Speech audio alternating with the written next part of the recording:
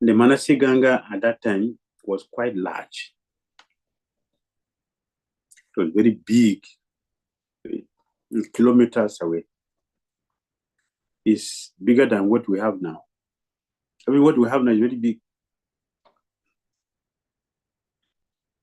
Like a temple to Usulu Market.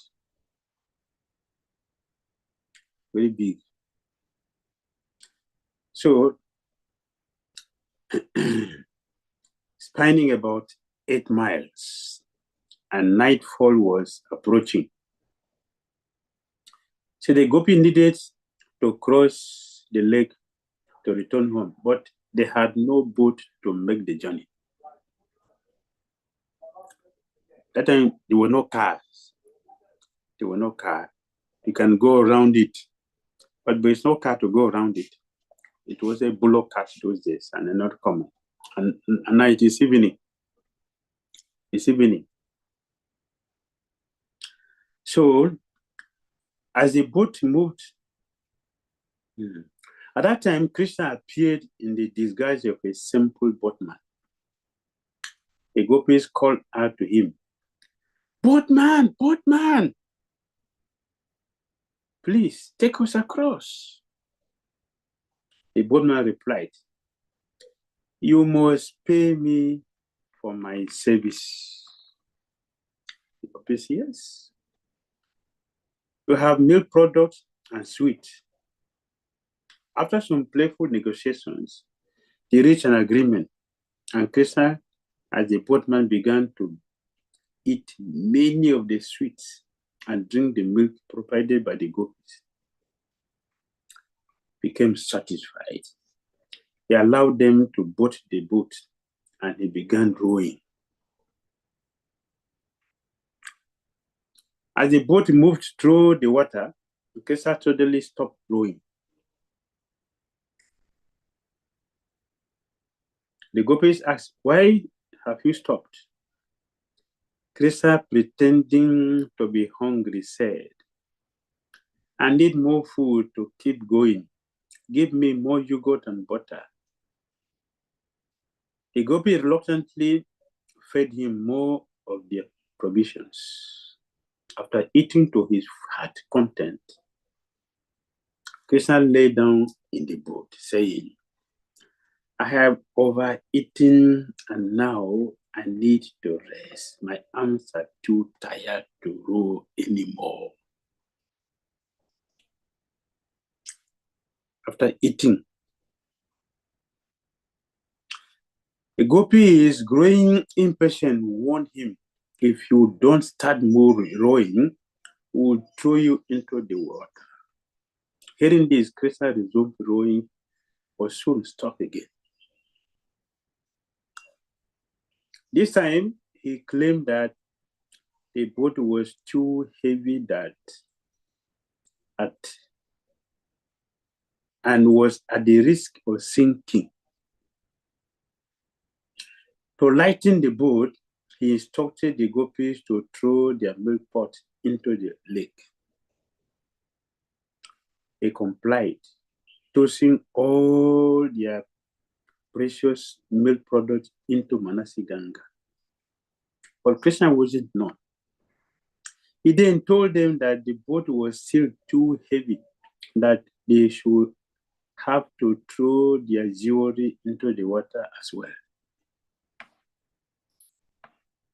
The gopis, though reluctant, removed their jewelry and cast it into the lake.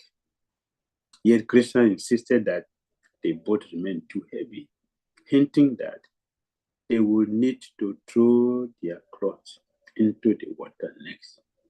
The gopis were frustrated, threatening to throw him into the lake instead.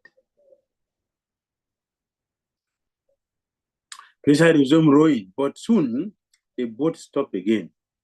This time, by Krishna's will, dark cloud formed in the sky, and the lake's wave became rough, making the boat rock dangerously. The gopis, frightened by the sudden storm, clung to each other for safety. Srimati Radharani, desperate to save herself and her friends, held onto the boatman and pleaded, "Please save us, boatman, please save us." Krishna was making the game. Krishna is playing the game. He wanted to enjoy the gopis, especially Srimati Radharani. As soon as he touched him, Radharani realized that this was no ordinary boatman. It was Krishna himself. A joyous smile spread across her face as the cloud disappeared and the storm subsided. The gopis, confused by Radharani's sudden change in demeanor, asked her what had happened. In response, he pulled out Krishna's flute from his belt and showed it to them, revealing the true identity of the mischievous boatman. The rest of the night was filled with blissful Nauka Lila, both pastimes, as Krishna, Radharani, and the gopis continued their playful interactions on the serene waters of Manasi Ganga. That is the pastime that the Krishna played.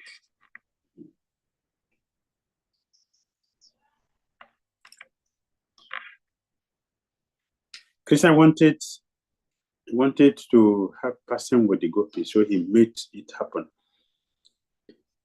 The boat was rocking because of the clouds.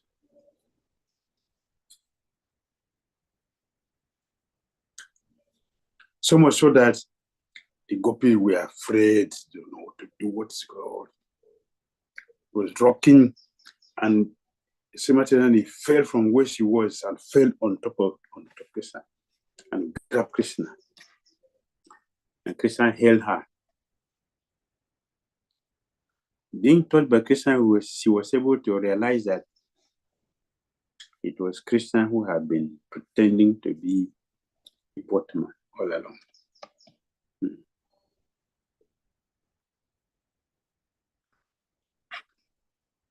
All right, Hare Krishna.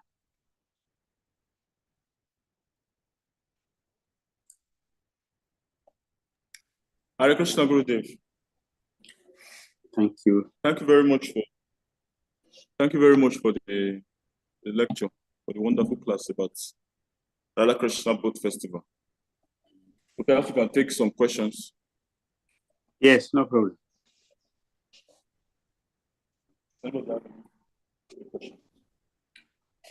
Why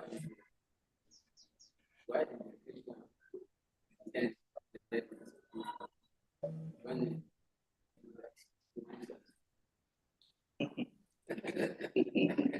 Hare Krishna, Gurudev. Hare Krishna. Yes. There's a question here by His Grace Haridas Prabhu. He's asking, he said, what is the significance of Krishna pretending to be a boatman? Why did Krishna pretend to be a boatman when he knew the gopis were in the boat? And Krishna want to enjoy with the gopis. Want to enjoy with the gopis. That is why he did that. And that's what happened. Or the conclusion that he got all the gopis to enjoy with. After this, after this time, when all the gopis realized that it was Krishna, they continued their pastime throughout the whole night.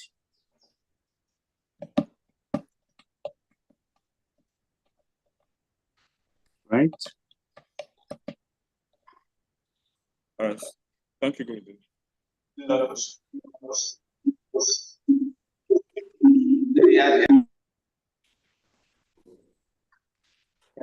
Okay, Maharaj was saying Krishna wanted to enjoy pastime with the gopis.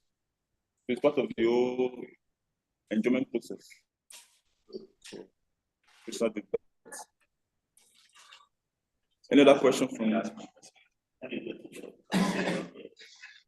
Okay, His Grace Yadna Prabhu has a question we'd like to ask. Okay. Hare Krishna, Gurudev. Hare Krishna. Thank you so much for the sweet narration. Please, Gurudev, I want to ask this question in case of preaching. These days, we give out different kind of books on Sankirtan. And sometimes we even give out Krishna book to people to read. So when they hear this kind of narrations, these stories, people want to see what moral lesson they can learn from any narration that they hear. We as devotees, these are very easy for us to relish with these pastimes, and we accept the fact that we are all part and parcel of Krishna and we are meant for Krishna's enjoyment. But on Sankirtan, or if you meet somebody who have read these kind of stories and they are asking what are the moral lessons from these stories, what should be the answer we should give them? The moral lesson is that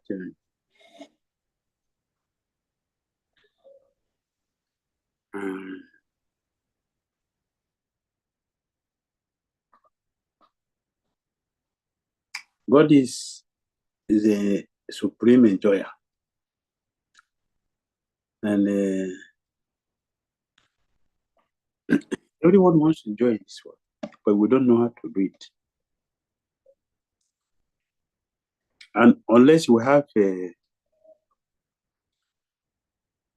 sample, we cannot identify with anything.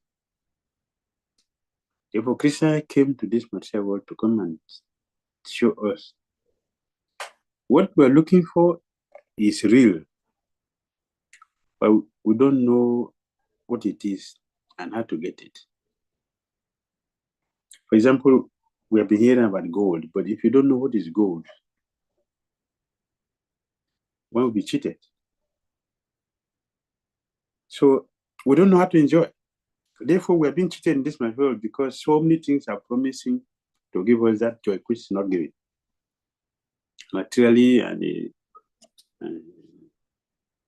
even mental. So Krishna came here to come and show us what his pure associate, how enjoyment is real, and it has to be done with. If we want to enjoy, you must have something that you are familiar with, something which is you identify with, and that person identifies. That is why we call someone a friend, because a friend is someone who understand a person, we have common interests. It is there is enjoyment. So Krishna is teaching us the same way. If we want to enjoy, we should get the right people. So he brought his associate from spiritual world here. And he did so many activities. Like this one, boat festival. We have boat. But our boat is only to cross a river. There's no enjoyment inside. For Krishna's boat, there's enjoyment. He was teaching us that he was teaching all the gopis. Manasi Ganga is not just a river, not just a water, not a pond. Krishna himself quoted the same Manasa. It came from Krishna's heart. Krishna called her to come. So we have Ganga, but Manasa Ganga is superior to Ganga. Because first of all, the other one came from Krishna's lotus feet. Manasa Ganga came from Krishna's heart. And the gopis and Brajabasi, this is what they bet every day. Is superior to. So when Krishna told them to all their milk products inside, it's an offering to himself. Throw your bangles inside. They're all offering to himself. So it's not just a material activity, it's a spiritual activity that when everything is offered to God and God is very satisfied, it is then only that we also can be happy. That's all. Hare Krishna. Hare Krishna. I have a question. Okay. So this pastimes of Radha and Krishna with the gopis, this kind of pastimes, like this both festival pastimes and so many other pastimes, we hear sometimes when Prabhupada warns seriously about listening to these pastimes. And I think even in Bhagavatam, the first canto should be read, then the second, then the third, before you get to the 10th canto. So we can properly understand these subject matters. So Maharaj, in what mood do we hear this, or in what mood do we listen to this, so we can fully appreciate the pastimes of Radha Krishna? The mood should be that this is the activity of God. We should not look at it as ordinary person activity. This activity of God is different. So we shouldn't take it on our level. We should take it on God's level. Yes, it looked like our own. After all, where do we get our own from? What we are doing here? Where does it come from? It comes from the original person who doing this originally, the supreme person. So we should know the difference. Our activities are different. Activities of God with His own pure duties are different. Just like the activities of the king and his entourage, they are different from our activity. Even though it's the same thing we eat, but when the king is eating the same thing, the same food, it's different. We cannot equate it because their own is on a higher level and our own is on a lower level. How much more should we think of that about God? That's how we should see it. This is activity God did, and that from there we get our own from. Our own is on the lower side, but His own is on the higher side. This is how we see it. Then we'll benefit. If you are thinking that, okay, that is what God, how can God do like? No, I cannot do that. This is fiction. We'll make advancement. We'll not benefit. So when we see, this is God's way. His own is different. He is a supreme God, and all His associates, they are also pure devotees. They are not like us. We'll make advancement. That's how we should look at it.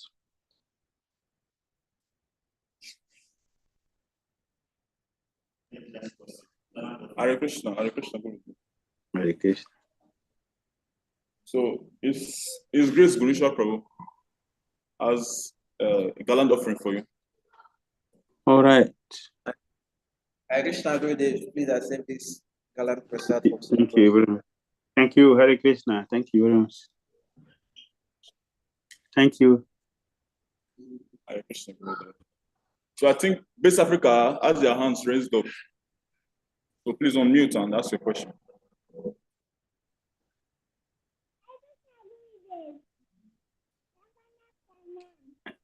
Hare Krishna, your voice is low.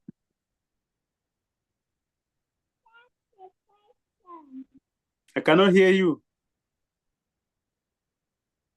I want to ask a question. Hare Krishna. Hare Krishna.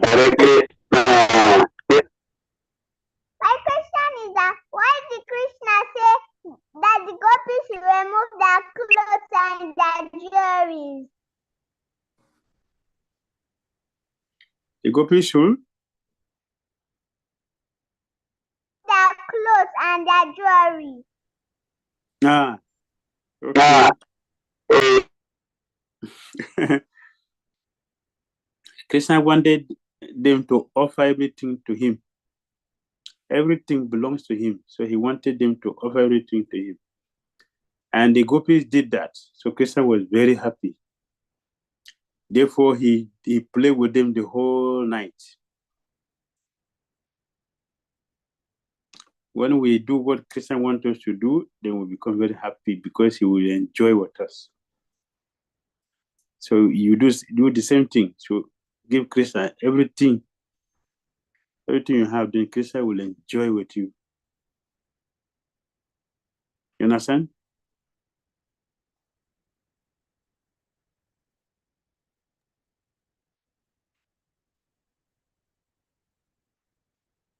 Cannot hear you.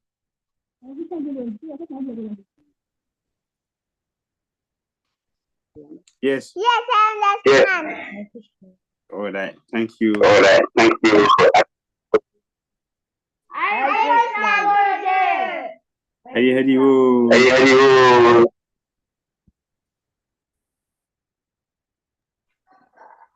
Hare Krishna, Gurudev.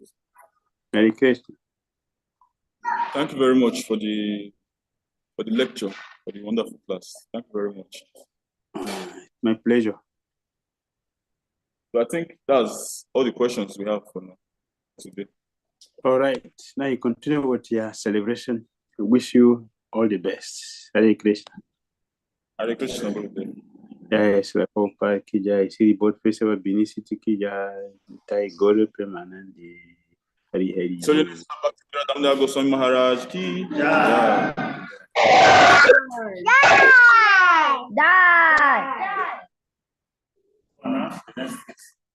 So next we have flower abhishek. We do flower abhishek for the next 30 minutes. Then Bhajan, then after Bhajan,